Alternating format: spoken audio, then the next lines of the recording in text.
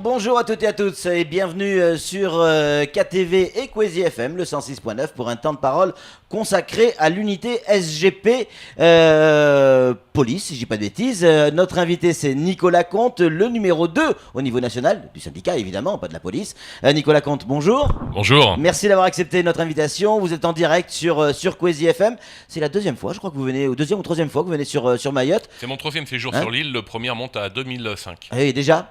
Et vous étiez déjà sur nos ondes pour nous rendre une petite visite et faire le point sur la situation de vos collègues de travail, notamment les conditions de travail. Est-ce que ça a évolué depuis 2005 ? Oui, ça a évolué. Moi, quand je suis venu en 2005, alors il y a des bonnes choses. Quand je suis venu en 2005, c'était le tout début de l'intégration de mes collègues mahorais. Oui, il y a eu beaucoup de travail qui a été fait depuis. Il y a encore malheureusement des problèmes, parce que notamment, ils ont des problèmes de reprise d'ancienneté par rapport au temps passé dans la police territoriale précédemment. Et puis, il y a forcément des évolutions qui vont pas forcément toujours dans le bon sens, parce qu'on voit qu'il y a un certain nombre de difficultés qui perdurent. Et moi, le sentiment que j'ai, c'est que quand on est ici, finalement, tout est compliqué. Alors, c'est compliqué par rapport au travail sur le terrain, parce que on n'est pas en France métropolitaine. Je veux dire, le système routier, le réseau routier, les spécificités de la vie sur l'île compliquent le travail. Tout le monde connaît évidemment le poids de l'immigration et les difficultés que ça peut entraîner dans le travail quotidien.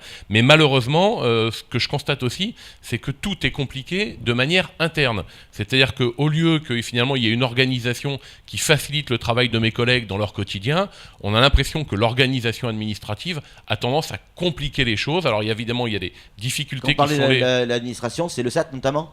Oui, c'est le SAT notamment. C'est un certain nombre de moyens qui ne suivent pas. Et on a l'impression que faire réparer une voiture, c'est compliqué. On a l'impression que gérer la vie administrative des collègues, c'est compliqué. Et puis dernièrement, il y a eu notamment pour les expatriés un certain nombre de décisions qui ont été prises qui sont totalement inadmissibles, parce que finalement, on a changé en cours de route les règles du jeu avec lesquelles, le contrat avec lequel sont venus mes collègues. Et là, on parle de fiscalisation et de primes. On parle de fiscalisation, on parle de primes, on parle des périodes de repos qu'ils pouvaient prendre en fin de séjour avant de rentrer. Et ça, c'est pas normal, parce que c'est changer le contrat en cours de route. C'est comme si mes collègues décidaient tout d'un coup de travailler 2 heures de moins par jour. Ils n'ont pas le droit. Nous, on considère qu'on n'a pas le droit de changer les règles qui leur étaient favorables en cours de route. Alors, est-ce qu'on va avoir droit encore, pardon pour l'expression, mais au chapitre, on manque de moyens, on manque d'argent. Souvent, on entend la même chose. Oui, la police manque de moyens, manque de voitures, manque de personnel. Moyens administratifs aussi. Est-ce qu'on est toujours dans le même registre ? Oui, on est toujours dans le même registre. Alors je sais que ça fait un petit peu rengaine de la part des organisations syndicales, mais je vous assure que j'aimerais bien, moi, développer un autre discours. J'aimerais bien venir ici et dire, écoutez, c'est formidable, j'ai découvert une police qui a beaucoup de moyens pour travailler. Alors évidemment, je suis syndicaliste, je mettrai un petit peu le doigt sur les problèmes, mais le problème des moyens, nous ne l'inventons pas. C'est-à-dire que de toute façon, la police nationale traverse une crise en termes d'effectifs depuis 2008, puisqu'en 2008, il y a eu dans la police la révision générale des politiques publiques qui a diminué le nombre de fonctionnaires, et on a perdu 10 000 policiers dans la police nationale. Et Mayotte, forcément, pâtit également, comme l'ensemble des départements, de ce manque d'effectifs. Et puis en plus se rajoute ici manque crucial de matériel. Les véhicules, c'est une catastrophe. Puisque, vous le disiez à l'instant, les routes sont très compliquées. On casse plus à Mayotte qu'ailleurs. On casse plus à Mayotte qu'ailleurs, et donc on a beaucoup de véhicules qui sont immobilisés. J'ai rencontré des collègues de brigade de nuit qui n'avaient pas de lampe pour travailler la nuit. Enfin, c'est tout un tas de choses au quotidien qui compliquent la vie de mes collègues, qui ne leur permet pas d'exercer le métier dans de bonnes conditions. Et donc, ça a pour conséquence que finalement la population n'a pas le service public qu'elle mériterait d'avoir. Nicolas Comte, parlons chiffres un petit peu, si vous êtes d'accord. Alors, quand on nous donne des chiffres ici à Mayotte, c'est en règle générale la préfecture qui nous donne ces chiffres en termes de délinquance, de manière générale. Et on nous dit que ça va pas trop mal quand même, que c'est pas aussi catastrophique que certains médias, et notamment nous, on peut l'écrire. Est-ce que vous avez la même version ? Écoutez, moi je considère que de toute façon, les chiffres dans la police nationale sont, si vous me permettez une expression du métier, chanstiqués depuis des années, mais depuis très longtemps. Le problème, c'est que depuis notamment 2002, depuis la mise en place de ce qu'on a appelé la politique du chiffre à l'époque par Nicolas Sarkozy, on a transformé les policiers et les responsables de la police nationale en producteur de statistiques favorables. C'est-à-dire que le problème, c'est pas que la statistique colle à la réalité du terrain. Le problème, c'est que la statistique, elle soit favorable pour le responsable policier ou le responsable préfectoral qui va les présenter. Donc on a des chiffres qui ne correspondent plus à rien. Alors, je mets un bémol à ça, puisque c'était une décision de Manuel Valls et ça va être installé par Bernard Cazeneuve. Oui. Nous avons maintenant un nouvel institut de la statistique au ministère de l'Intérieur qui est sous l'égide de l'INSEE. Donc je pense que dans les années qui viennent, dans les mois qui viennent, nous allons avoir des chiffres de la délinquance qui seront fiables, qui correspondront à la réalité.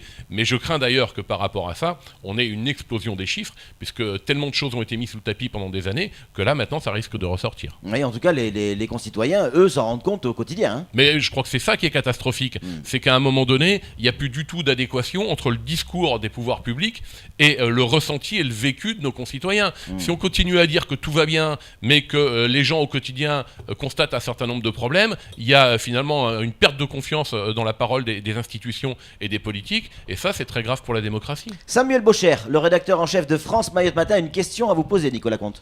Yves Lefebvre, votre collègue, le secrétaire général aux conditions de travail, était venu à Mayotte en juin, début juin. Il avait eu un discours sur ce plateau même, pas piqué des verres par rapport aux conditions de travail justement des policiers à Mayotte. À la veille de la visite du ministre Bernard Cazeneuve, y a-t-il eu des avancées par rapport à sa visite, et attend-on des résultats par rapport à la vôtre et à la sienne? On attend bien sûr des résultats, et quand je serai de retour en métropole, de toute façon j'irai voir le directeur général de la police nationale pour faire, j'allais dire, une audience spéciale Mayotte. Malheureusement, par rapport à la dernière visite qui a eu lieu au mois de juin d'Yves Lefebvre et de deux collègues du bureau national, il n'y a pas véritablement d'évolution. Moi j'espérais avoir des réponses positives par rapport aux points qui avaient été soulevés à l'époque. Le directeur de cabinet visiblement a un emploi beaucoup trop chargé pour pouvoir nous recevoir. Donc malheureusement je serais venu à Mayotte sans pouvoir le rencontrer. Je crois qui que est de formation policière, hein. Oui, qui est, je crois, commissaire. Qui est commissaire. Il est commissaire de police. Alors effectivement, c'est un collègue, il est dans la police nationale, mais on est très hiérarchisé dans la police nationale, et moi je représente la base. Mais je crois que c'est un peu symptomatique de la manière dont ça se passe sur l'île, c'est-à-dire qu'il y a une absence de dialogue social à un certain nombre de niveaux. Alors maintenant, il y a des gens qui sont nouveaux qui sont arrivés, il y a un nouveau préfet, il y a un nouveau DDSP, il y a un nouveau directeur à la PAF que je vais rencontrer tout à l'heure. Donc je ne fais pas de procès d'intention à ces gens-là, j'espère que ça va s'améliorer, mais pour l'instant, c'est pas forcément très satisfaisant au niveau du dialogue social. Et donc toutes les questions, tous les problèmes qui avaient été soulevés au mois de juin, pour bon nombre d'entre eux, ne sont pas résolus. La PAF, vous venez d'en parler avec cette nouvelle réglementation. Vos collègues, donc la base, risquent de voir quelques modifications dans leur fonctionnement au quotidien. Ah bah non, mais sur la PAF, il y a quelque chose dont on ne veut pas entendre parler. Alors c'est pareil, on en reparlera par contre très rapidement à Paris. C'est la disparition de la brigade nautique. Pour nous, il est inadmissible au profit de la gendarmerie. Au profit de la gendarmerie. Alors moi, quand même, je crois que les questions de mutualisation, c'est des choses qui doivent éventuellement se poser à un moment donné. C'est plutôt une bonne idée, la mutualisation. La mutualisation, c'est une bonne idée, mais là, c'est pas une mutualisation dont on parle, c'est une aspiration. Moi, je comprends pas pourquoi on veut faire disparaître la police nationale du Lagon. Je crois que la police nationale a tout à fait son rôle au niveau de la lutte contre l'immigration clandestine.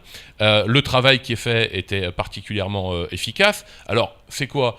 On veut finalement baisser la garde et réduire les moyens de l'État dans la lutte contre l'immigration clandestine, parce que 1 et 1, ça fera pas 2. C'est-à-dire que tout d'un coup, il n'y aura pas des gendarmes qui vont arriver en surplus pour aller remplacer finalement la police. S'il s'agit de donner les moyens de la police à la gendarmerie nationale, nous ne sommes pas d'accord non plus, parce que les gendarmes ont qu'à se débrouiller, si vous me permettez l'expression, avec leurs propres moyens. Il n'y a pas de raison qu'on leur file des bateaux qui viennent d'être en plus totalement réparés. Et puis d'autre part, la police, c'est un métier opérationnel. Donc il y a tout l'aspect procédure et procédure administrative quand on arrête des clandestins, mais il faut aussi que cette arrestation soit faite par la police nationale. On a une mission opérationnelle. Nous n'accepterons pas qu'on transforme nos collègues en agents administratifs, et c'est pas péjoratif, mais chacun son métier, qui ferait uniquement les procédures administratives, qui seraient des gardiens du CRA et qui n'auraient aucune autre mission. C'est ce qui risque de se passer, Nicolas ? C'est ce qui risque de se passer. J'espère qu'on pourra faire changer les choses. Moi, je crois que la mutualisation entre la police et la gendarmerie, vous savez, nous on en a très souvent parlé, parce qu'à un moment donné on est favorable à ce qu'il y ait des économies qui soient faites de ce côté-là. Mais à chaque fois on a des gendarmes qui nous expliquent qu'avoir deux forces, une force militaire Et une force civile en matière de sécurité, c'est un gage pour la démocratie. C'est les gendarmes qui nous disent ça. Alors, je ne savais pas que la police menaçait la démocratie. Nous, on est syndiqués. Mais toujours est-il que voilà, ils sont favorables à deux forces et c'est un des arguments. Moi, je pense que ce serait très bien pour la République qu'il y ait deux forces dans le lagon et qu'il n'y ait pas uniquement les militaires. Samuel Baucher. Le sentiment de notre sénateur Thani Mohamed Sohaili, c'est de croire et de penser en tout cas que les informations concernant Mayotte sur les besoins techniques et humains ne remontent pas vers Paris suffisamment. Est-ce que c'est votre sentiment aussi? Les autorités ont-elles véritablement le sifflet facile ou caché dans un tiroir? J'ai l'impression que ça remonte pas forcément véritablement. Ça, je le verrai, j'allais dire, un petit peu au retour. C'est pour ça que je suis ici, voir un petit peu le ressenti ou la connaissance des dossiers que peut avoir l'administration centrale par rapport à ce que j'ai pu constater sur place. Mais de manière générale, on sait que dans l'administration, les vérités sont pas toujours bonnes à dire. Donc s'il y a un discours officiel qui consiste à dire tout va bien, bien souvent, on peut avoir un certain nombre de hauts fonctionnaires qui auront des réticences à dire ah ben non, finalement, vous comprenez, on vous dit le contraire, les choses vont pas bien. Et on a eu par le passé l'exemple de hauts fonctionnaires. Moi, j'ai le souvenir d'un préfet en Seine-Saint-Denis qui avait fait un rapport très exact sur la situation du département. Et bien à l'époque, il a été débarqué manu militari à la demande du président de l'époque qui était Nicolas Sarkozy, parce qu'il avait eu le tort de dire et d'écrire la réalité. Dernier petit mot d'un auditeur, la gendarmerie de Mayotte, c'est un auditeur qui écrit « vous embrasse ». Eh bien, j'embrasse mes collègues gendarmes. Merci en tout cas Nicolas Comte d'être venu sur le plateau du Temps de Parole. C'est tout pour cet entretien avec le numéro 2 de l'unité SGP Police. Il reviendra sur le plateau, ça c'est certain. Merci, à très bientôt.